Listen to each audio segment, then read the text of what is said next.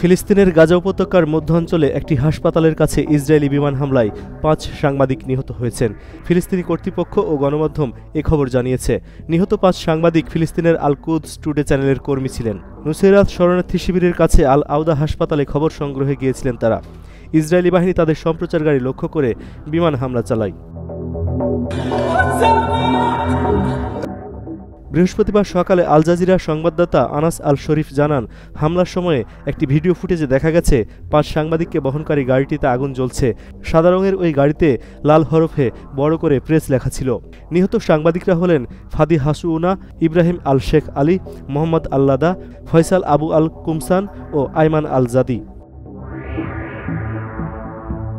আল জাজিরার আনাস আল শরীফ জানান, নিহত আইমান আল জাদির স্ত্রী আল আউদা হাসপাতালে তাদের প্রথম সন্তানের জন্ম দিয়েছেন। তিনি স্ত্রী সন্তানের জন্য হাসপাতালের সামনে অপেক্ষায় ছিলেন। এদিকে ৫ সাংবাদিক নিহত হওয়ার ঘটনায় ইসরায়েলি সামরিক বাহিনীর পক্ষ থেকে তাৎক্ষণিক কোনো প্রতিক্রিয়া পাওয়া যায়নি।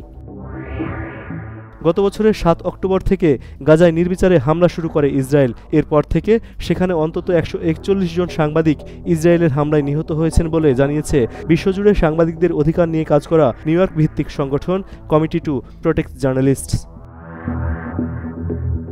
S M Babu, Asian post.